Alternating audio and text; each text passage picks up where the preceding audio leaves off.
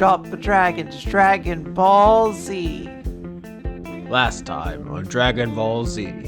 Is that how we're theming this season? It's subconsciously the Dragon Ball season? Because unfortunately, I think we may have tried to shoot that mark a couple times in the past already. Have we? Just mean in the sense that the last season is about bringing people back to life, which is what the Dragon Balls usually do, or just... Oh, I meant the fact that, like, King Badass was essentially a self-insert Dragon Ball OC. Oh, okay. I actually don't know enough about Dragon Ball to pick up on that. I just know about Goku and Vegeta. My character was the conduit of instinct, and when an ally went down, he went Super Saiyan. Oh yeah, I do remember that. I see. That's the thing. I've never seen a single manga panel or episode of the anime in which Ultra Instinct plays into it, but I just know what that means from knowing a lot of nerds. Yeah, I'm happy to inform you. I'm happy to educate you. You know, tangentially, you can absorb little bits and pieces of the nerd knowledge I have. Instant transmission, Mr. Satan, Cell, Bulma, all of these are key things, key details to the zeitgeist. I'm running out though, I gotta be honest with you. I think that's pretty much Cybermen, Frieza. You're killing it. Yeah, you're killing it. Popo. Killing it. Yeah. We don't talk about that one as much.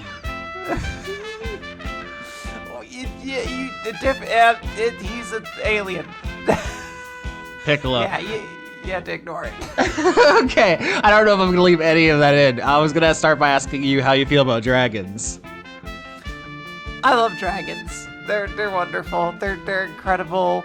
They're majestic creatures. They're like a fantasy classic in a way that has become timeless. Like it's truly never like exhausting to see a take on a dragon, you know. Webster's dictionary defines dragons as That's the literal definition of a dragon, is what I said. It's, you know, you gotta take something first before it shows up, but then it shows up in the dictionary when you look. big lizard. I think I famously said many times in this show that this is a Dungeons & Dragons podcast with no dungeons and no dragons. And then I proceeded to break that at my whim whenever I felt like it, because no one could stop me. There are no podcast cops. Yeah, it was nebulous for a period of time. Like, you would dance around the line a couple times. You were like, I didn't have a dragon. I had a worm, but not a dragon. You know, you played around and you're like, I've had, you know, a moon dragon, but not a dragon. You know, this is like an alien creature, you know, it's different.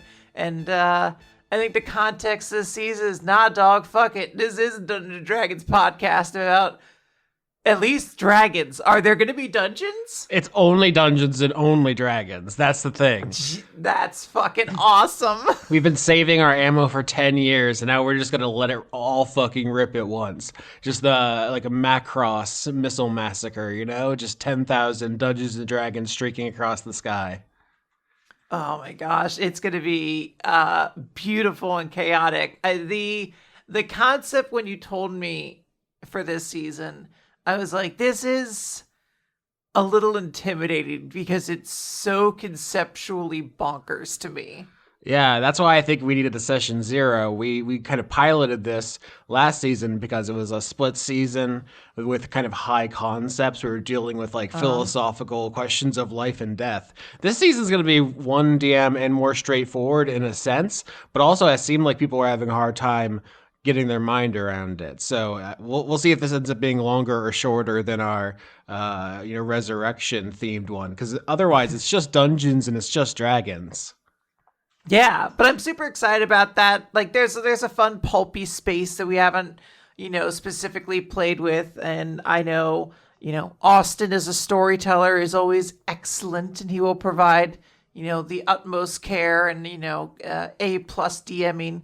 But this is definitely a unique shift because you were, for a long time, I think, debating about maybe how this season would go. I know at one time this was a 2DM idea, and it was the idea of like, oh, what if we have a team of level 1 players and a team of level 20 players, and it's like the dichotomy between the two. And that idea eventually morphed into, why doesn't every player have a level 1 sheet and a level 20 sheet? And the level 1 stuff is for trying to, like, sneak your way into a place to infiltrate something. And level 20 is for when shit gets real and we're just going to, do those godlike fucking fights of D&D that DMs always warn you about. Basically, they're like, it's not actually fun when you get to that level. Yeah, or try to sparingly use the really high level stuff, but that's also, yeah, there's like a top down and a bottom up aspect in to use magic design lingo, which is like dragons are a top down, where it's just like we haven't really highlighted them. They have all this cultural stuff that we could get into, but then there's also the bottom up stuff, which is we've never done any level 20 characters, but it's hard to do for long periods of time. It's like it drags combat out a lot. It gives you so many options that it can be overwhelming. So I want to do it, but I don't want to commit 80 hours to it, So it's kind of Yes. a combination of those two things, which will hopefully play to the strengths and minimize the weaknesses. It's going to be an interesting thing because there is such a stark difference between those two sides of the coin. Famously, high end D&D is, a lot of like various spell effects going on, or super monstrous amounts of damage being dealt out. Like, it's not a game that's like balanced to get like more tactical and challenging as you get higher levels. It's like meant to essentially be like who points their bazooka first. Yeah, it's how many people can you erase before you have to actually start thinking about tactics. Yeah. And then conversely, level 1 D&D is like, there's like plenty of people who are like, you basically feel like a peasant. Like, you're not really an adventurer yet. Like, you have very low hit points. None of your skills really have high bonuses yet. So you're really at the whim of the dice for certain things. There's a lot of like leverage that it creates, or vulnerability to a character. So it's going to be very interesting to contrast those styles, particularly like, it sounds like we want to try to avoid fighting as much as possible in level 1, because I think my character has like 8 hit points or something like that, 7 hit points. It's bad. Yeah, I mean, they're essentially different games at those levels. Yeah. What level 1 character has more in common with like a Call of Cthulhu investigator, where you're Yeah. like trying to micromanage every body movement so you don't get half your arm ripped off by a trap or something. Where in level 20, you're like, yeah, I think I'll raise that mountain. I think I'll build a Yes. small kingdom here. I'll extinct that species. But we haven't actually said 8 minutes into this call. Can you give like a elevator pitch for the season? Because if people listen to our bonus show Spew Punk, we've talked around it. I think we might have brought it up in a crew gunk here or there, but I don't know if there's like an audio bite, if there's like a 10-second listenable thing of what is season 12 of Dice Funk. Oh, and you make it on me, the nervous one who wasn't prepared to speak to it? Yeah, let me try. Well, I'm curious of what yours is, and then maybe I can drill down on misconceptions. I think this episode will be useful both for the audience and maybe also for the players, Dan and Laura. This is a good session 0 concept. So my understanding is we are all going to be playing draconic characters that are very, very powerful. We all have our level 20 forms. All of our characters are siblings. This is kind of a sibling dynamic season. All of our characters are related. We have like, age relationship differences and stuff like that. And our goal is to be essentially somewhat of like, not exactly spies, but like the flavor of like a James Bond spy, where we're essentially going to be, going into hideouts to try to retrieve items. And we're trying to do it without having to like break glass and turn into our level 20 forms, which is where shit will get much more wild and crazy if it comes to that. So it's, going to be a lot of social actions using skills, assets, stuff like that. Playing like pretty close and loose to chest at level 1, and then, really grandiose at level 20. Within the genre space, I mean, you say spy, I think of it as having a spectrum from like Tinker Tailor Soldier Spy, which is like very realistic. It's a lot of sitting outside of buildings with binoculars for days at a time, not high impact action. And then the other end of the spectrum is like the later Fast and Furious movies where they're like playing dodgeball with a nuclear bomb. Yeah.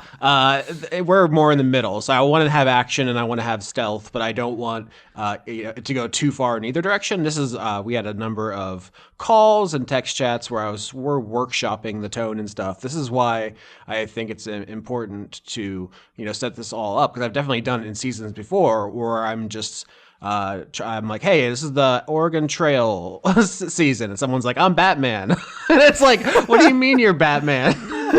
That's nothing. So I really wanted to get us more on the same page. As you mentioned, the player characters are all siblings, which is something I've been wanting to do for literally years, because I often find inter-party interaction to be one of the things that actual play podcasts suffer with the most. I don't want to call anybody out specifically, but just I'm often frustrated listening. No, you're good. It's just like, how does X character feel about Y? Talk to each other, please. You've been traveling for ostensibly years together. I don't know how you feel about each other because you only ever talk to the NPCs. So by making you all siblings to start, you kind of have a dynamic to build on. And I'm really, that's the thing, like, I'm actually most excited about. Like, I like dragons, I had like those picture books of like different styles of dragons. Here's like a European armed with a dragon with like arms and legs and wings. And then here's like a Eastern, like some more like snake-like dragon. It's like, people, I have to find those books because I feel like people know what I'm talking about. Low key, the thing I'm most interested about is like, how is Quinn going to be the oldest sibling compared to Dan being the youngest? What kind of dynamics will develop there? Which is very funny to me because I am, the youngest in my, the first set of my siblings. I have two younger half siblings later, but for a very long period of my life, I was I only had the viewpoint of the youngest sibling. And it's very interesting to get into the mindset of an older sibling, having had like two different variations of that through my life. So it's very unique space to play in.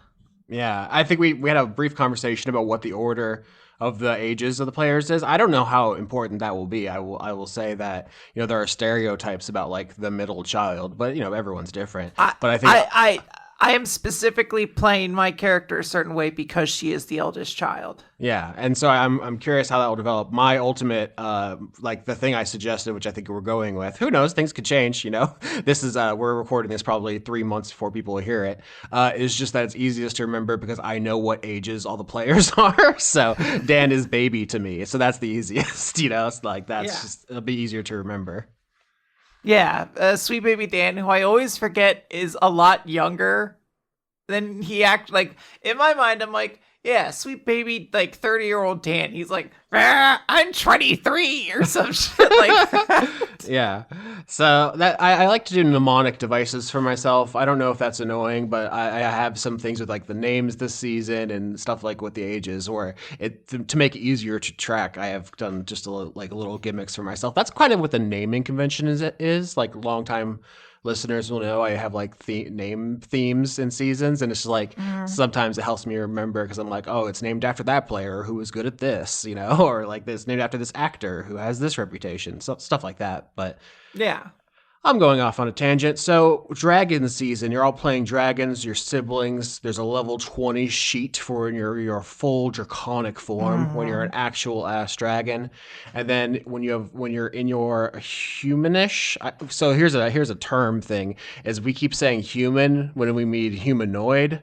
Or yes. Person, because you're not humans. You all have a humanoid disguise, which can be any number of the player races. Those are your level 1 sheets. Those are kind of your James Bond wearing sunglasses and using his real name thing, where he just does that. That's just how those universes work. Yeah. This is just a fun little detail. I think all of us have different, races we've picked to represent our character when we're in our incognito forms. There's a really fun dichotomy in the personality of the characters as siblings. Like there's going to be, I think, three pretty distinctly different energies interacting with each other that I'm super excited to see play out. And just a lot of really there's a lot of really interesting potential for storytelling this season. I think that's also something that's really kind of been emphasized is like we're communicating a little bit more ahead of the season at this point about certain concepts. So there's ideas broached that are maybe going to be firsts for Dice Funk. I mean, we don't know until we play the show, but I know we've definitely talked about like, hey, what if we do this, but we've never done it like this, essentially. So why don't we try to angle for that or something along those lines? This is the first time I've ever like written up like a lore document. I mean, that's putting it frank, kind of overstating it. It's what, 1, 2, 3, 4, 5, 6, 7, 8, 9 paragraphs. It's not, the Silmarillion or anything, but yeah, I didn't want anybody to get confused. An important thing for like the conception of this season is it is suggested by the end of season 9, Arabella. I hesitate to say like a sequel because this will be some people's introduction to Dice Funk, and I don't want you to think you have to go back and listen to season 9. But like at the end of that season, some characters made a paradise, or they arrived in a haven for dragons, and they established a couple things. And I'm picking up some of those ideas. That's yes. Like, if season 9 was deleted from the internet tomorrow, if every copy was eradicated, it would still be fine. You don't need it. Sure. But like, that's why things are going to be a certain way. There's a couple of like, premise elements that are like, Sarah did something in season 9 and I want to pay that off. Sure. Absolutely. Yeah. There's some fun mechanics that, if in a different universe or something like that, they would just be how this world was written. They're just a fun, unique detail in there. But in this case, they're also specifically to pay homage to a previous season, which is, I think, really cool. Yeah. So we can talk about those specifically, or is there anything else you want to establish up front? Like just any like ground, any like, table setting before we get into more specifics? Because I imagine if someone wants to re-listen to this, like, before they start the season, they'll probably just skip the intro where you talk about Vegeta or whatever. And this might be where they get in. Wait, what? They're going to skip me talking about Vegeta? Are they even my friends? You know what? You're right. Let's talk about Vegeta more. This will be a Vegeta-centric episode. Yeah. I can't. I just did a season of Vegeta. I can't do it again. Oh, I forgot. We were literally recording like 2 days after the Sonic the Hedgehog 3 trailer dropped, in which Shadow the Hedgehog is there. And I was like, we could have done something brand synergy-wise. We were so close. We really were just two ships passing in the night in this moment. But I did get there first, I guess. I think first as the character of Shadow hasn't existed since like 2002. Yeah. Wow, it's really been so long. Time flies when you're Shadow the Hedgehog. He's very fast. But I'm just, I guess, I'm looking forward to this season. And how it's going to play out. And I guess before we dig into the nitty-gritty details, I just want to say that like this has been a very fun experiment, and I'm really excited by the role-playing potential this season's going to have. Me too. Yeah, I'm really hoping that's where this one shines because, we've been juggling in the double DM seasons like 8 player characters or something, which is, it's fun. I love seeing them all interact, especially we got more cross-party interactions in season 11. But here is like, I'm expecting to have like a full 40 episode season with only 3 player characters. So like this might be the deepest we ever get on like any individuals.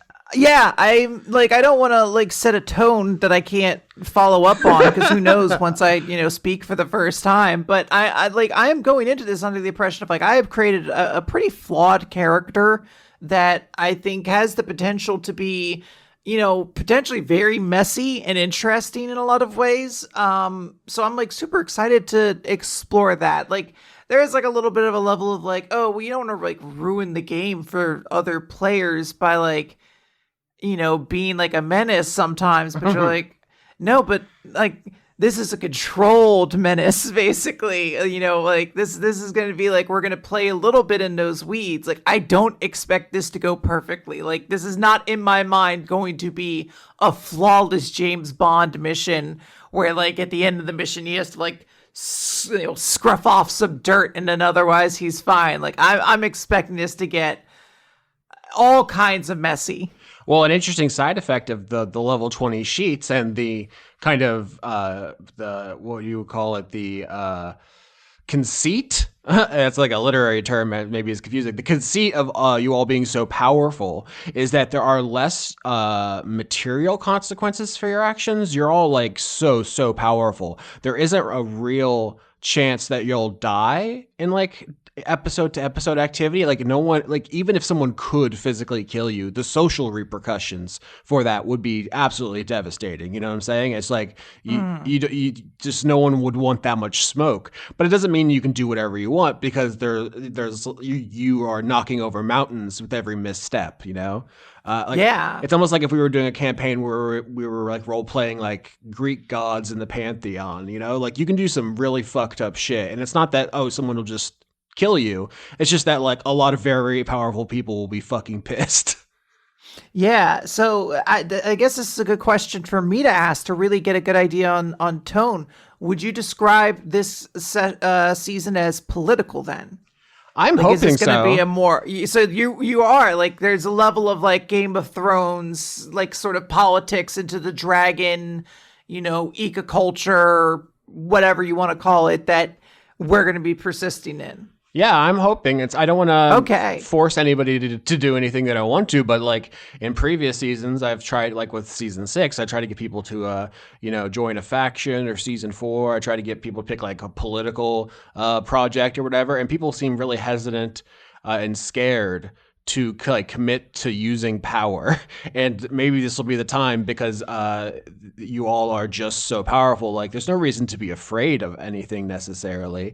And Yeah. also you are just all very important. I think something we'll touch on is that you are all the children of like the main guy like in the area, like the biggest, most important dragon. Big Papa. A direct inspiration was King Lear by Shakespeare, which is Oh, fuck. of course, about a king who tries to divide his power between his 3 children and the consequences thereof. So, yeah, politics and so forth is something I'm hoping we really get into. But I don't want, it's not like I have a specific script I want you all to get in. I've just written up some dragons, and there's things they want, and they're going to try to accomplish them. And then hopefully you can stop or help those people you find interesting, or just do your own thing.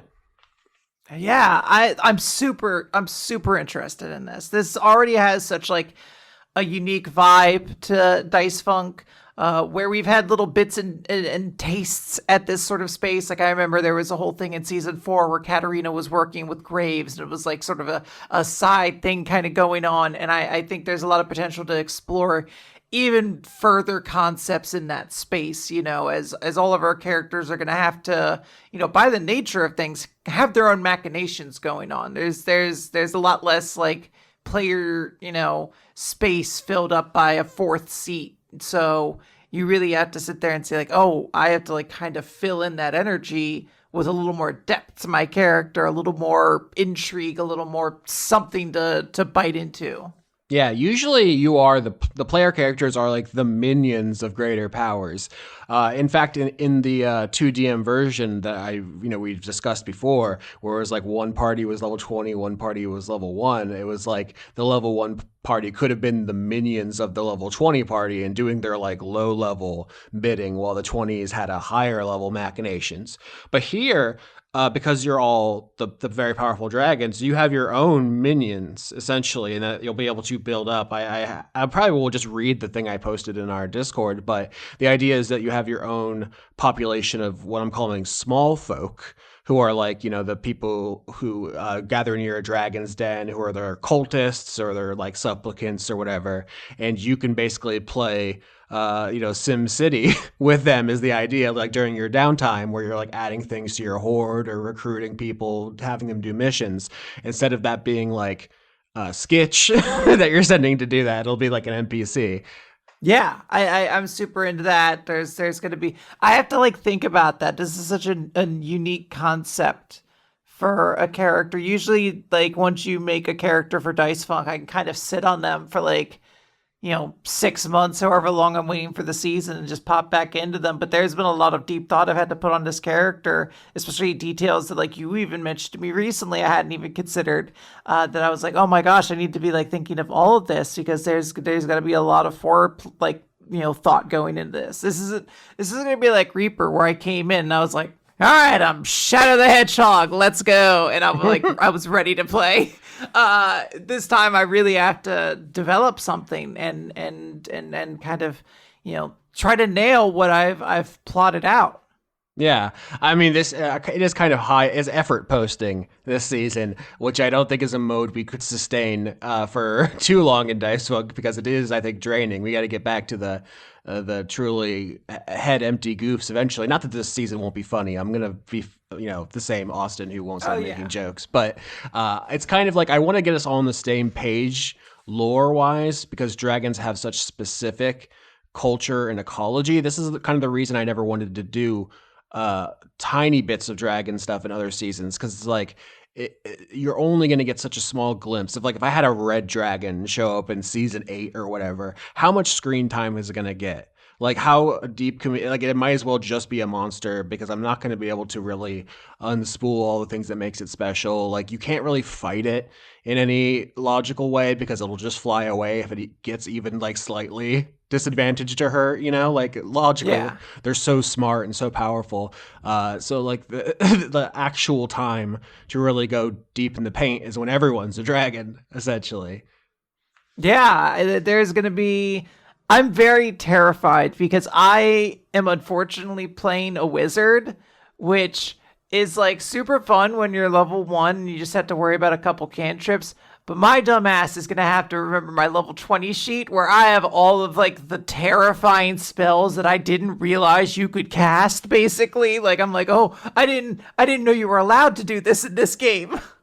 The idea is that you will, for all intents and purposes, mostly be using your level 1 sheet. That is the one you'll have to worry about. That's the one you're going to add magic items to. So, because you're not leveling up, there's no leveling up this season.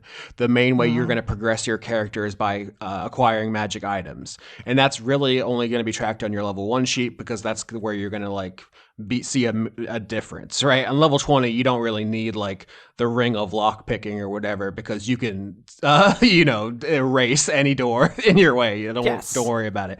But yeah, so your level 1 sheet's the one you gotta kind of keep in your mind space. The level 21 is just the one where it's like, oh shit. It's on now. It's popping off. Let me stop time and call down some meteors and turn your blood into acid and stuff. Like that's the one where you're just basically showing off.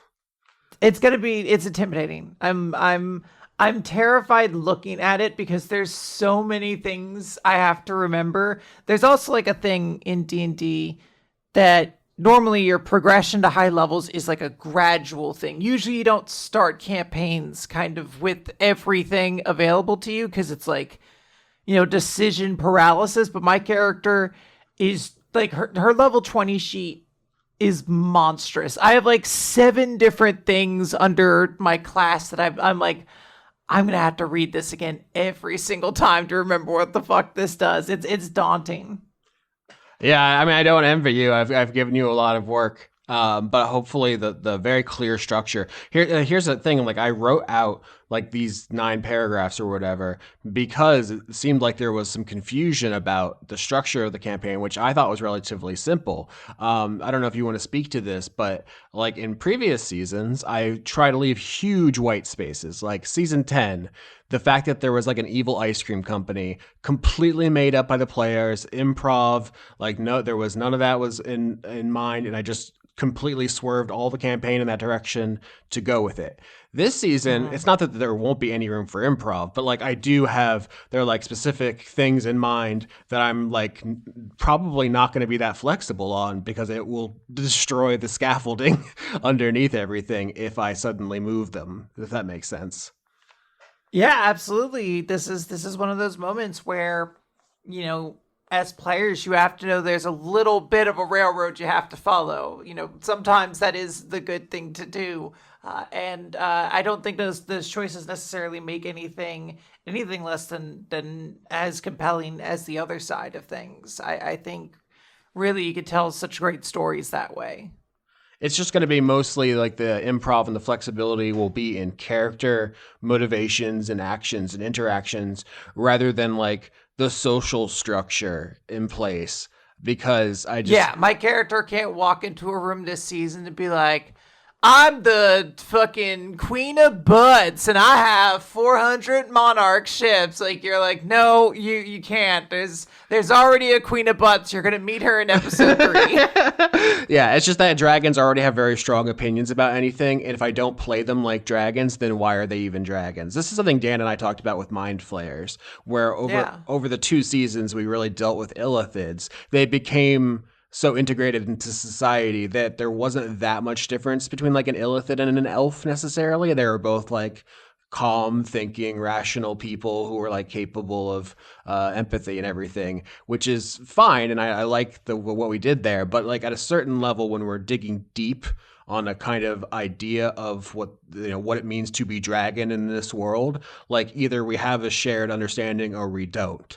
And I want us to all like if everything else is like fungible except for like the one thing, which is like what are dragons materially in this world, and it's that they're the biggest, strongest, smartest, richest people. And how does that affect them? It doesn't have to affect them all the same way, Like, Yeah. you could have a complex about it. You could feel like guilt. You could feel arrogance. You could feel a lot of ways about it. But like there needs to be like that shared starting point. Yeah, I think I'm having to go into this thinking, what is my character's majesty going to be? Because I wanted to, it's hard to visually place myself 100% in the body of a dragon.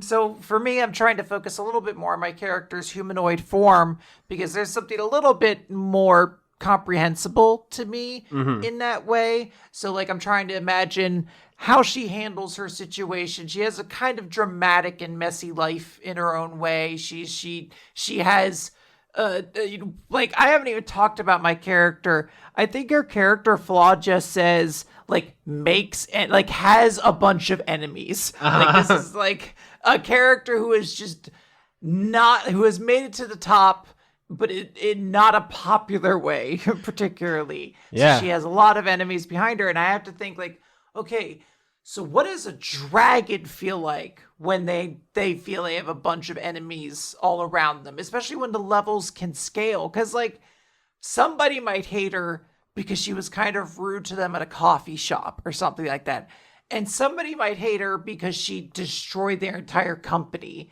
And like she has to like she's gonna confront those, I think, in different ways throughout this season, and it's going to be very interesting to play that because you also have to think of the idea that she's like, look, at any moment I can snap my fingers and turn into this gigantic beast that could like erase you from existence in 7 different ways. It's insane what some of her spells do. But why is she not just always doing that? It's she knows that it doesn't go well, essentially. So it's a very interesting space to play in, of having enemies and being stuck in this sort of Cold War situation where she's just like, I can't be the one to fucking push this trigger, but I might have to. This person's really fucking with my shit. Yeah, I'm glad you used the phrase Cold War. I want to put a pin in that and come back because it's important. But I do want to say that history is a double-bladed weapon, right? What's the phrase? It's a sword with 2 edges. I forgot. My brain's completely lost all. Double-edged sword. Double-edged sword. Why did all idiomatic English left my body? But because it's a higher cognitive load, which means that like there's more you have to remember, more you have to keep straight and not contradict. You're asking more of the audience, but it gives you so much more to work with. So like something in previous seasons that I've noticed a lot, and just in D&D I've noticed a lot, is people often were like, my character is an orphan, they lost everything, they have no loyalty to anyone, and as soon as the campaign's over, my epilogue is they leave. Like, I don't want to be attached to anything, I don't want to have any duties, or like, I don't know, it's just a natural impulse to like, to stay free, and I get that, but that also it really limits the complexity and depth of the relationships you have. Like the family stuff is going to be very important this season, not just between your siblings, but between your shared parent. You all have the same father, but Yes. your non-shared mothers. And like, I don't know how whack this is going to get. I really, because this is like the juiciest This possible is drama. Yeah, this is very funny. We are all like it is not we're all three kids of the same two parents, etc. We all have the same father and a different mother. So this guy has been with all three of these women, and that's essentially like all three of these mothers, and that's essentially the drama we're going to sort of dig into a little bit. Like, how do they all feel? Like, I know I sent you like a reference point for my character's mother, and I'm curious if you were like if you picked up the vibe I'm going for completely. I think so, but I'm both open to you know telling me more or finding it in play. So Yeah. the possibilities are really endless. And this isn't like you know like I just pulled this out of the ether. My thought was like if you all want to have the upside of a family relationship, this shared history and context, that does play a little bit difficultly with dragon genetics, I guess they'll call it, because there's different kinds of dragons. So I was like, how can you each still be your own kind of dragon but related? Okay, well then you're all half siblings, right? It follows naturally from the premise into the mechanics. There are three major kinds of dragons in D&D: gem, metallic, and chromatic. And there are three player characters. Aha, one of each. Oh man, it's like so beautiful. It just Yes. felt like it was like, you know, just coming together like a chain reaction of chemicals I barely had to interact with. It was just like, oh, that's the correct answer. Obviously, obviously, obviously. Yeah, I'm super excited. I need to study a little bit. I'm going to be playing sort of the dragon that gets the least focus type, which is crystal dragons. I think most players I think who know D&D probably know of chromatic dragons and metallic dragons, usually very cleanly defined as like evil dragons and good dragons essentially. And crystal dragons exist in that nebulous space of neutrality that sometimes happens in Wizards of the Coast lore. So there's going to be a little of like having to dig into that, like a character who is not trying to push the scales necessarily one side or the other. Like I am trying to go in with a little bit of like a potential she can be swayed either way. Yeah. I mean, that's the kind of black and white Gygaxian thinking of like, are you insanely evil, insanely good, or normal? Which obviously Yeah. we don't really fuck with in the show. It's just like, oh, red dragon culture historically has been defined by avarice. Like, but you can do whatever you want. You have a brain. Exactly. You're a person. I don't know. Do you want to read any of these? Because I wrote out all these paragraphs to kind of make sure we all have the same understanding of dragons, the same understanding of the setup to the season, and the same understanding of what we're going to do in the season. Yeah, I could try. Oh man, Austin used so many big words on my I did throat. No, not. you're gonna have to do it, Oh my Austin. You're God. gonna have to. No, I mean, if you don't want to, then we don't have to. I can't. No, my throat's already feeling scared. Oh, know- I'm sure you say know- that a lot recently. Whoa! You can't do that on session 0. They're not used to me yet. This could be someone's first episode. They're like, wait, that one's a whore? That's usually episode 5 is when we reveal that. Yeah, there's a little buzzer that goes off. I will just say then the setup for Jesus. that we got from season 9 was that the player characters there arrived in a world made for dragons, so they were like dragon gods, right, in the classic D&D sense. And in the Dice Funk world, they died and created like a new place for their like people, their worshippers to live. So this whole season takes place in a dragon biome, like a paradise made for dragons. So that's like the first thing to know. It's like a mountain range. We've done a mountain before, season 8 Grendel. That was modeled on like Mount Everest. It was like the tallest possible mountain. This is more like the Rockies. So it's a large range, not necessarily defined by being extremely high at any one point, but just having a lot of different peaks for a lot of different dragons, if that makes sense. And then there's one thing that like one element in season 9 that is very important to carry over, which is that there was a character named Gladys who basically found a way to duplicate magic items. And so that's like the thing, that's like the core of the quote unquote plot. If you listen to Dice Funk, you know that plot is a very malleable thing. And often like we start with an idea and then, you all throw it in the trash can and we do something else. But like, that's the idea. Yeah, no, absolutely. There's a lot of this is a unique play space for Dungeons and Dragons because I don't know conceptually what you're thinking of with magic items and what like their limits can and cannot be. And I know there were points at the season in prep time where we made jokes about this being like the Shen Gong Wu season or the Jackie Chan Talisman season. Like this idea that there are like these little tokens of power that we'll be trying to fight over and stuff like that. So I don't know if, we want to set expectations there that you're like, no, Quinn, we're not doing your childhood cartoon show season. Or if you're going to make me the happiest girl alive right now with what you say. Well, magic items are, like I said, the main way you're going to be able to customize and build your character. So you absolutely can, especially in your downtime scenes, dedicate yourself to collecting Jackie Chan talismans if that's what will make you happy. Fuck yeah. I don't want to dull your sparkle at all. I will say that one of the things that is like the starting point, that the thing that dragons have in common is the idea of hoarding. So in like a lot of dragon, myths and legends, and in D&D specifically, dragons gather hordes. And the horde, what a dragon hoards is like stereotyped between color and metal of dragon, but in our universe, it's a little broader. You can hoard basically whatever you want, but you have like a psychological compulsion to hoard things.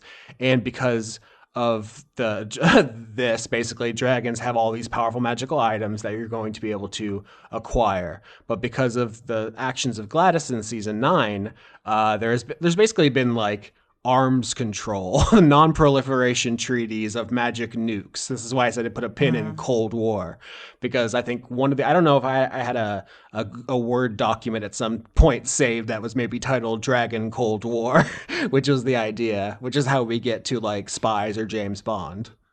Yeah, and I'm super excited to see that we have these items that are going to be at sort of a very high level, and I know it's been described as almost like these are like nuclear arms level concerns that our characters are going to kind of be tasked with dealing with. And then, there's the moral question afterwards of like, should this thing be destroyed forever, as we've all agreed to do? Or might I know something better to do with it? Sort of energy going on. So, there's going to be, I think, a lot of interesting character moments that are just going to be able to build out of that. All of our characters have different aspirations and goals. We all have, different visions for the future, essentially. So there's going to be potential points where characters might have disagreements over things. So I don't know. There's definitely the potential for like things to get a little messy. I don't think the stakes of the season are going to be like a big demon is going to take over the world. Like you would just kick that guy in the dick repeatedly. It's like, no, it's no problem. The stakes are going to be like, should we keep the one ring? Yeah. Or is it too dangerous? I think it's going to be much more of like making choices that your loved ones might disagree with, and having a sibling argument over that, than necessarily just like that guy has too many hit points. How are we going to get rid of his hit points? Like I don't think that's anything. Yes, exactly. I am going into this season with an intended relationship between like how my character already feels about Laura's character and how my character already feels about Dan's character. But I am also prepared to recognize where are the areas where those characters can butt heads. Because I think the idea of this being a perfectly happy family is a little too far in. I feel like there has to be some level of drama to us. Don't Google what happens to King Lear's children. I assume it works out great for them. They must have made a romantic comedy about that Shakespeare work too, right? I hope there is genuinely family love though, and good. Like I don't want you all to be at each other's throat the entire time. That's out of my hands, so maybe I shouldn't have any Yeah. preconceived notions. But I think as much as like you'll be able to fight with like genuine emotion, you should also be like have each other's back in a really fun, Sure. likable way. Yeah, so I think this will be a discussion. I think we're actually recording this a little bit before season 12 is supposed to start, and I think this is also a good opportunity. This section almost is specifically for Dan and Laura to listen to as soon as this is kind of posted. Like there'll just be a version of this available, and we can use this to kind of like all get on the same page, because I think setting the tone for family, I think, is a very important one. I have a very specific idea of how siblings act in my mind. One of the things, if you know me, is I'm constantly referencing my siblings. You know, whether I'm going to see one of my siblings or I'm talking about a memory about them. Like I'm very sibling pilled. It's something I have a lot of passion for. And one family dynamic that I kind of like a lot, that I think a lot of people are seeing right now, is the family relationship in The Bear, which is very dramatic and very messy. There is a lot of love there, but there is also a lot of like wounds in the past, or like, this character has disappointed me. Will they continue to? Like, how do we get a healthy relationship? How does this hurt person stop hurting this hurt person? Like, I'm interested in exploring kind of all of that space. Like, I think there's a world where the character I play can be like a very simple joke, and that would be it. But I'm really going to try to play this as like a flawed character who is going to make a lot of mistakes through the extent of her adventure. I think this really reveals like a formula for the arcs that's going to be like clear in a way that I think will help people like be grounded, but also I don't know. It feels like in some seasons people get a little overwhelmed by the possibility space. Where I'm like, okay, you have the entire city of Valentine. What do you do? And it's like, I don't know what do you mean? That's too much. Yeah. But here it's like, listen, you're gonna go on a heist with your siblings for 2 episodes. You have a level 1 sheet, so you're mostly gonna be talking and maybe like jiggling some door handles and like peeking under some windowsills and stuff. Like you're just gonna be like people like hanging out, and then it's like, okay, at the 3rd episode of every arc, it's time to go sicko mode. What's the most fucked up thing you could do to a kobold's body? Oh my god, no, yeah. I'm super looking forward to that space, because it's just, I don't know, there's something very fun about that first part that's so intriguing. This idea of just like, all right, maneuvering, getting our pieces in order, planning these things out, and then there's, the exciting execution of this. We've had like heist arcs before in seasons, but this is like a full-on heist season. Like the whole concept is like, I don't know if you're even thinking like Sly Cooper a little bit influence anywhere or anything along those lines, but like, yeah, like this is going to be like Capers essentially. Yeah, I'm definitely thinking Capers, because the main difference between the previous heist season, season 4, which is the one that keeps coming to mind, you were all like the lowest possible minions. You were like scum. You were like Shadowrun characters, which is a totally normal genre convention. There's nothing wrong with it. But like here, you are so much more responsible and powerful. It feels really different, even if it sounds like the same idea at first. So like, yeah, you're talking to your siblings, you're like maybe arguing, you're like fighting over treasure, because each place you're going into is a hoard of magic items. So like each of you has a specific interest. So you're like your compulsion to hoard a specific kind of item, which we'll get into. And so you're like, each of you are on your own separate missions to find things for your own hoard while trying to do a mission together, so like it's like actually like surprisingly complex for what is essentially like break into a place, grab a thing, leave, boss fight, and then your downtime you kind of do a little bit of like XCOM stuff where you're like researching, we'll see how it goes exactly in your own downtime, but I'm imagining each of you building like a lair, because you're dragons. Yeah. Yeah, I think there's going to be a level of that. I know I've discussed a couple sort of variations on certain things as well. Like I'm contemplating the idea of like, how can my character make things more difficult for herself in that concept?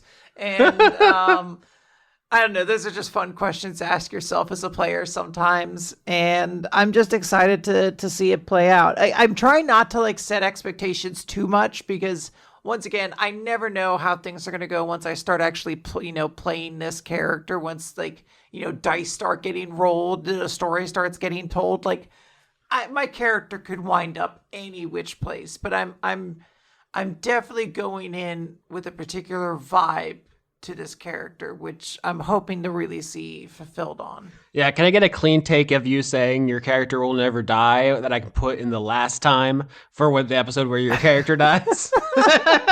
Because you never know. Like the first, I'm never going to die, darling. Yeah, the first time you drop below 100 hit points, Dan's casting power word kill on you. It's just because the time you wouldn't let him play Nintendo. Oh my god. The idea that would be the breaking moment between us and not something more heinous, I do. Like, holy shit. What a callback if Jane remembers this 20 episodes or, 40 episodes later when we get to the end of the season. He's blowing my character to hell. Yeah, because you fucking finish the milk and then you just put the empty container back in the fridge. You fucking jackass. Eat finger of death. Oh my god, can I tell you some of like my sibling core stories? Absolutely. You could also just mine this and put it in the show and don't cite your sources, whatever, they're your stories. Well, I'm going to put one in here because it's very funny for establishing exactly the family relationship I had, which is I had an older brother and older sister. My older sister was dating somebody at the time. It was like a rich doctor. Our family was like kind of dog shit poor. So like this was like a respectable person for my sister to be dating. So she took me and my brother out to dinner at the finest restaurant we knew, Red Robin. And, bon appetit. When we got there, me and my brother agreed to split and order quesadillas. The quesadillas came, and you know how quesadillas get cut into fours, like quartered? Yeah. I ate one, and my brother ate three. When the time to pay the bill came, me and my brother got in such a vicious argument about, well, I only ate 25% of the quesadilla. I should only pay 25%. Yeah. And he's like, no one stopped you from eating the second half of it, or your second part, that's on you. You said we're going to split it. Splitting it means 50-50. We argued so long. My sister's boyfriend just paid for everything. And then we learned that detail and then went back to arguing about which one of us was in the wrong there. Yeah, this is some classic broke family behavior. We've had some stuff like that. But usually the power move in my family was to just pay for everything and then act really smug and superior about it. Because in a way, you've owned them and they're a loser now. Yeah, you have done that multiple times with me. Like there have been times where I physically have tried to usurp you, and to like only to find out you already gave your card to the waitress like 30 minutes ago or some shit like this. It's like running into Ozymandias, and you're just like, the check. Quinn, I handled that 7 minutes ago. Damn, it sounds like I'm really cool and the dominant masculine one in this whole situation, and I sound hot and cool, so I think it worked. Yeah, we're both in the places we want to be, so it works. Everybody wins. This, Hulk, I see this as an absolute victory meme. Yep. So we're coming up to an hour, which is roughly where I expected us to be. We could keep talking, of course, but at a certain point, we run up against, we just need to introduce the characters, which I think is how we're going to actually start episode 1. So if you were the listener, what would you want to know? I guess knowing who's playing, what kind of dragon is a good start. I'm playing, again, a crystal dragon. I believe Dan is chromatic and Laura will be playing metallic. There's, I think we're all going to go in with kind of a different angle of how we're trying to do things. I think we all have conceptually very different ideas of what our dragon hordes are. Like, these are all going to be like very character defining sort of aspects of who we are. I know there's been a lot of like talk about like how our characters interact with each other and like how our characters feel about our father, who is like this, kind of grand pimp of dragonhood. Like he just keeps, like, we've kind of made jokes that we're like, our dad really fucks. Like, he really does. Just, he hangs around. Like, he seems to do well for himself. I do want to say, just this is a minor nitpick. This is the kind of thing why I wrote the whole lore document. So, crystal dragons are a kind of gem dragon, which is the branch. It's like the bigger umbrella. So chromatic, metallic, and gem. Gotcha. Yes. I'm sorry. No, this is exactly the whole thing, right? Yeah, our dad is a slut, is what I was trying to get to. I'm not sure exactly how I'm gonna play him yet, because sometimes the spirit moves me when I get into character, but I don't think it's like malicious or anything. My idea is just that like he just loves really hard and he just keeps the baddies keep slipping through his claws. I don't know what Pete Davidson's gonna be like in 40 years or whatever, but that energy, it feels like I don't know, this guy's got like a massive dragon hog or something. Like, he's just absolutely fucking packing, and he gets these girls and then they're all gone. They all keep leaving. So okay, good thing I didn't go with my original plan. It was just to call this dragon Austin and kind of do a self-insert thing. You're like, wow, Austin Dragon, you sure slayed all those bitches, including my mom. Yeah, we have a strange kind of undercurrent to it, so we'll go back to the other name. Austin, why does this character insist we refer to him as Daddy? I already made you all do Big Papa for a season, so yeah. That's fair. Our characters have been forced into demeaning nicknames before. I don't know why that's such a classic go-to with me. Just giving people weird nicknames. I don't know. It just always cracks me up personally. Yeah, I'm excited for what little weird little guys we get this season, just because spur of the moment Austin was like, you know what I want to be? El Capitan. Yeah, I mean, okay, on the scale of annoying to endearing, me constantly calling that character Captain Commodore Commander Cassidy. Oh, I mean, that's like a 2. It's so gentle. I think it's funny. Okay. It's funny because eventually I forgot what the character's original title was. I knew it was in my notes, but I'm not always looking directly at them. So I know I call him like Captain Cassidy or Commander Cass. I don't remember if that was his official title anymore. Yeah, so that's getting into season 11 post-mortem, so I will pivot back and say a couple of other important elements, which we will reiterate throughout the season. This is the reason that the history skill exists in D&D. You can roll to know these sort of things, but an important element of dragon culture is that age is the most important thing for authority. So you open up your monster manual, you'll see like wormling, young dragon, adult dragon, ancient dragon. It's all about how old they are. And so the entire society you all live in is a gerontocracy, which is a political science word for rule of the oldest. And that is why your dad, as like the oldest dragon around, has the Cold War responsibility of sending, the spies on these missions to make sure that no one has nukes. Like I said, that's kind of the Cold War James Bond ideas. That's why you're doing these D&D missions. But all of you are like relatively young. So you actually have little personal authority compared to other dragons, but you can always call your dad, if that makes sense. Yes, but distinctly, my character is the eldest of the group. So in those moments, my character does have like a secret extra authority to her. Yeah, which will be fun to play with, because I think Dan, as the youngest, is planning on playing someone very stubborn. So we'll see how those run into each other.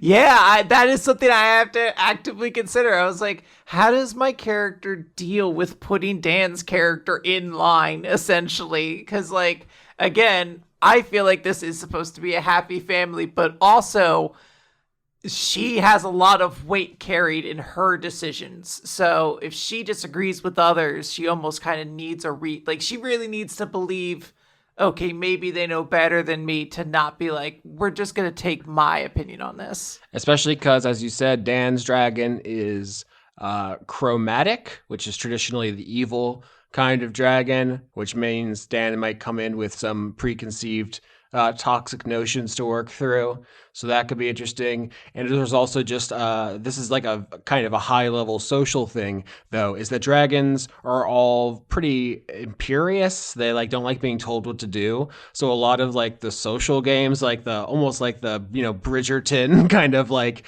hobnobbing games you're going to be playing is like, how do you get what you want without hurting someone's like pride in a public way where they're going to be like forced to like kill all of your small folk or something in retaliation. Game of Thrones. I mean, you said it earlier, right? Yeah. It's those kind of things. I have a weird analogy I want to share with you, Austin. I don't know if this is the end of the episode or not.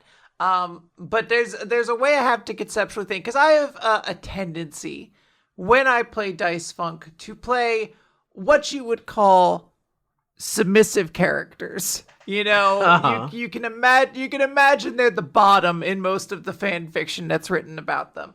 I have to specifically try to go in with a very like top energy to this character that's just very foreign to me, and I'm excited to try to explore that. Yeah, you're doing like a anthropology study on tops. You're like, yes, very interesting, and then you try to repeat it back. Yeah, I'm like, I need some tops to interview, because I need to ask a question. I'm like, if someone asks you to do something, why wouldn't you just do it, no matter how inconvenient it is to you? That's how I view the world, and I need, like, it's an acting thing to understand the mindset of somebody who's going to be like, no, fuck you instead. That's the magic of role playing, baby.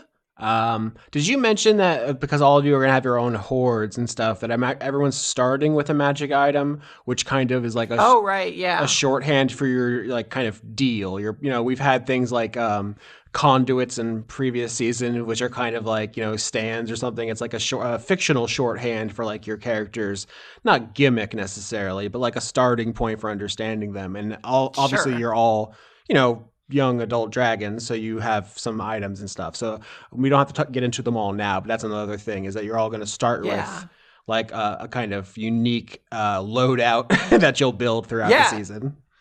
No, yeah, I absolutely do like that. That is something conceptually to get into the character, because this is one of those spaces where you kind of let us, sit a little bit free and open, where you were like, hey, here's this little nugget essentially, and play in this space. So like, I know my character has something that definitely plays more into elements of like subterfuge and like sneaking around and decoy stuff. And I, not to spoil anything, I think Dan's does the opposite. I think Dan's might have an ammo count to it, so like it's just a very different conceptual thing that's like, all right, like, we're going to see how these approaches play out. How can these work in tandem? How can they work against each other at certain points? It just sets, again, like an energy to things. Yeah, you said ammo count. I think it's another thing about the setting to kind of say is that Dice Funk now is like a post-apocalypse, but it has been like built up back to relatively normal D&D technology level, which is often called medieval. That isn't actually accurate, but no point in getting into that. But like the idea is that your hordes could easily have like a spaceship in it, but like no one in universe will know what a spaceship is or like what to do with it. Like that's, I think, interesting. Like that little kind of distinguishes us from like other, like dragon fiction. I think like Smaug wouldn't have had a lightsaber, but that's like on the table for us. Yeah, I'm super excited. I think there's just going to be a lot of potential, flavor jump points. I'm also just excited to play like a character who I can really kind of dig into. Like, previous season I was participating as a DM, so part of my, mindset was like, well, it's not built too complicated of a character. I don't need to be spending like a night thinking about like, well, what is my character going to do next week? This season, like, that's a different energy. Like, I'm actually gonna have to like conceptually think like, all right, who should my character be working with right now? Who should my character be talking to, essentially? Yeah, that's very funny because the audience will have heard the end of season 11, so they know when it gets down to like time to make some important world decisions, Reaper says, "This is boring," and leaves. I don't care. Who gives a shit? Bye. Just In fairness, one of those reasons is because I'm also DMing that portion. But yes, there are portions of my characters just like, I don't care about this. I'm gonna go away. would never do that. No, oh my gosh, for spoiling her name. No, there's a beep. I put a beep in. Oh wow. Okay, good. Then all the people are gonna be really surprised when they hear.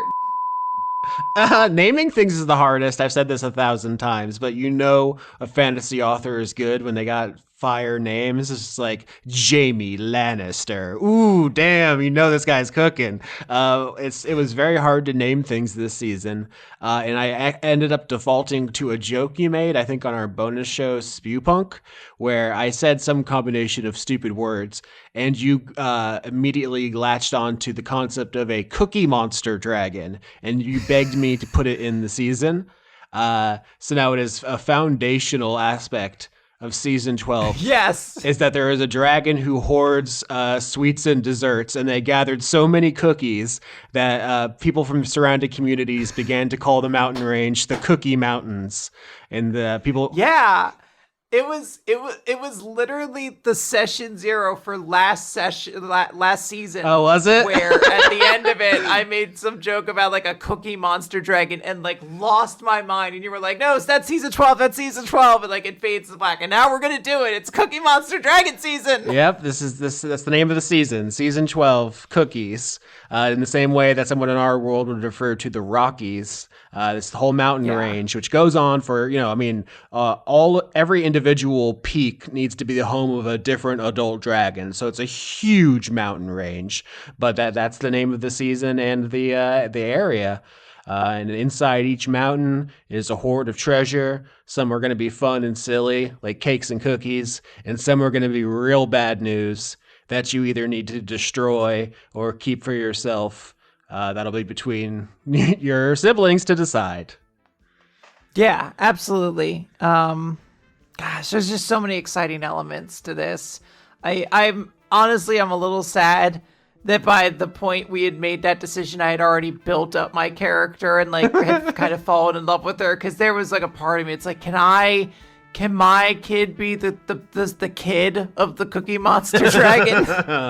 Yeah, that'd have been fun. But I also think it gave me an idea. This is always how things work. Is once something is established, it like blooms into 1,000 other things. So I was like, okay, there's a Cookie Monster Dragon. So how can I incorporate? Like, how can I do a heist around desserts or something, right? And then that just leads into like the next idea, which leads into the next idea, and it's like, oh, I already have like half a season here. Yeah, there's really, really cool stuff going on. I'm super excited. And I don't know if I've said that like 100 times. It probably sounds inauthentic, but I'm super excited for this season. There's been a lot of exciting conversations in like the chats leading up to this. I know there's been like a lot of talk about how we want to capture, our draconic elements and things like that. There's a lot of really, really exciting things coming up. Yeah, I can't wait until the session 0 for like season 15 where you're like, not excited at all. I'm actually bored. This is dog shit. How am I going to deal with that live on air? I'm like, space again, Austin? Come on.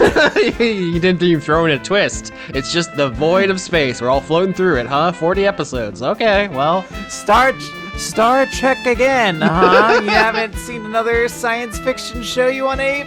Yeah, I do. So yeah, no, we can't establish anything about season 15 right now because then I'll feel obligated. Don't do it. Don't say anything. Pirates.